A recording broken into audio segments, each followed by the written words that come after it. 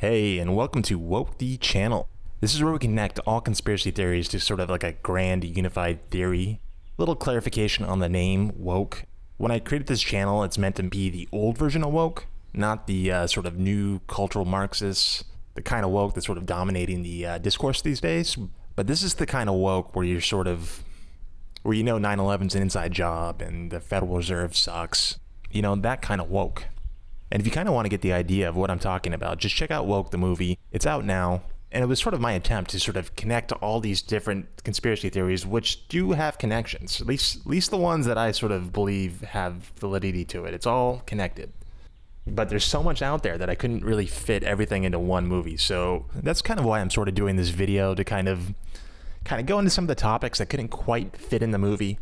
Plus, I'm learning more all the time. And we got some really cool stuff coming ahead. I might also do some current events videos.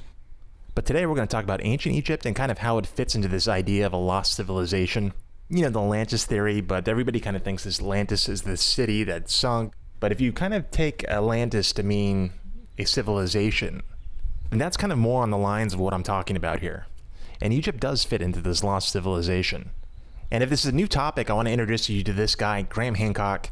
If you don't know him, go look him up. He's a total badass. And one of the big reasons why we're not aware of this lost civilization, why we think we just kind of came up from caveman, is because, believe it or not, there was a huge cataclysm. And the carbon dating says it's probably about 12 to 13,000 years ago. And here's Graham talking about some of the evidence. The world is going into this nice warming trend.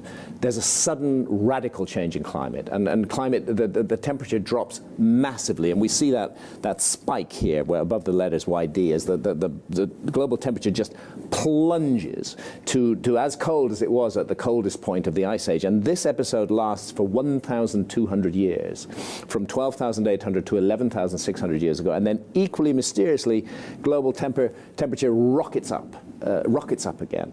I mean, these changes in temperature are gigantic. Any modern talk of global warming, and let's set aside all the issues around that, any modern talk of global warming is just peanuts. It's just a tiny, tiny little blip by comparison with what happened during the Younger Dryas.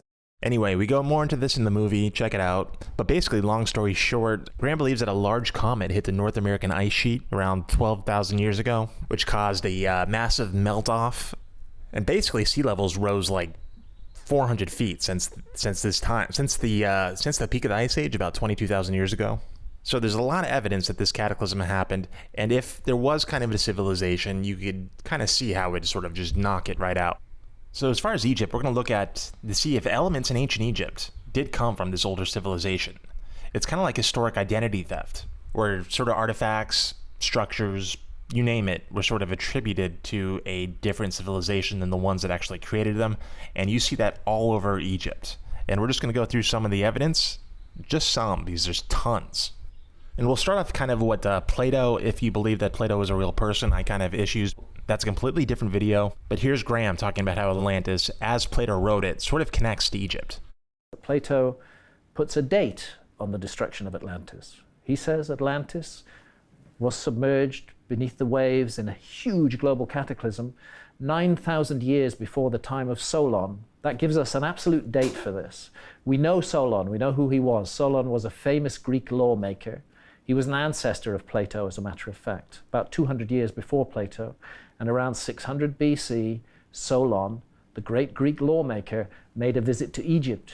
And in Egypt, the priests at a temple of Sais in the Delta told him the story of Atlantis, and they said that it was written on the walls of the temple. And he said, when did this happen? When was this great civilization destroyed? And they said 9,000 years ago, and that was in 600 BC. So that's 9,600 BC in our calendar. That's 11,600 years ago. All right, so what about some physical proof? Well, let's go to the Sphinx. So the Sphinx is kind of the smoking gun that shows that Egypt is kind of bullshit. So in the early 90s, there was this TV special called Mystery of the Sphinx, and it aired on NBC Primetime, which is hard to believe that NBC or any major network would air something like this today, but it's actually quite interesting. It's free online. I highly recommend you check out the whole thing. But when we talk about the Sphinx, we got to look into this guy, Robert Schoch, who is a geologist at Boston University, I believe. I think he got his PhD at Yale. And he was invited to Egypt by John Anthony West, who's sort of like one of the cowboys about this lost civilization thing too. You should definitely check out his work. And West invited Robert to use his sort of expertise as a geologist to sort of look at the Sphinx, and specifically the water erosion on it. So here's what Robert had to say about that. This vertical fissure was clearly formed by water running down the wall. It would pick out the weak spots in the rock, open them up into these fissures. This is clear evidence to me as a geologist that this erosional feature we see was caused by rain beating down on the rocks. So again, why is water erosion on the Sphinx important? Because Giza is a goddamn desert, and the last time there was enough water to create all this erosion was pretty much at the end of the last ice age, when the entire Giza plateau was actually a forest. Schock has said in interviews since then that the Sphinx could be 100,000 years old based on the amount of erosion on it. So if this were true, this would like totally change history, right? We gotta update the history books. We gotta tell everybody that their PhDs were wrong. But that's not quite how it works. And Robert got a lot of shit from mainstream Egyptology over this. So let's hear what some of the experts have to say about Robert's water erosion hypothesis.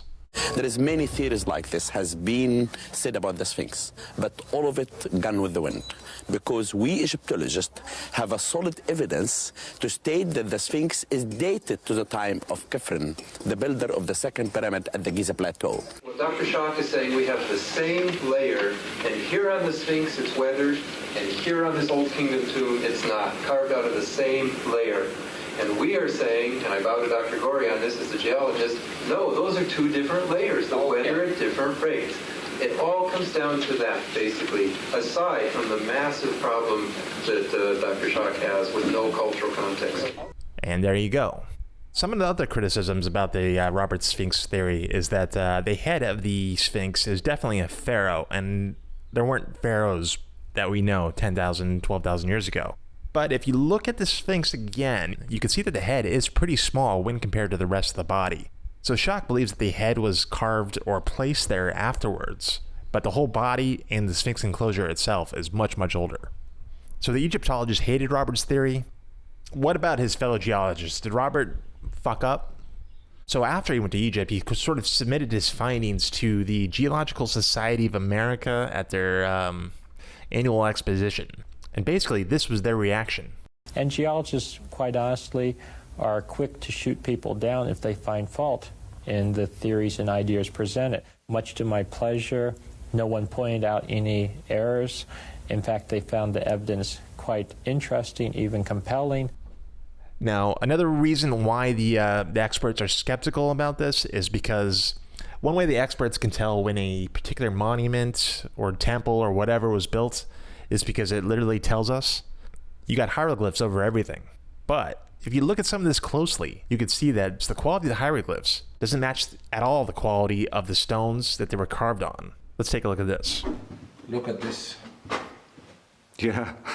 It's so crude. It's dreadful. Here, Really the dreadful. tool that they used, I know this exactly because I carved stones. Yeah. The tool slid Yeah. over that part. Yeah. Because it was not sharp enough to even mark it. They could not even draw a straight line on the surface after what we saw on the corners and the edges. So that's why we can tell for sure that these writings were laid on this books in a much later era. Yeah. But unfortunately, that's what we use in Egyptology to date and relate and identify this artifact. Look how crude this is. Yeah.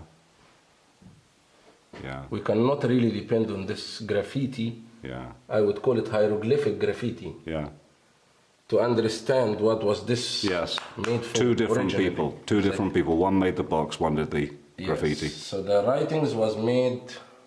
One made the box in a much more ancient era. I'll leave it at that. Egypt goes on and on. There's so many mysteries around the world that I'm going to get to. It's such a big topic, you kind of have to dole it out in little bite-sized chunks. So we'll do more videos, more on Egypt, more on lost civilizations, and more on the other wacky topics that you could see in Woke the Movie and beyond.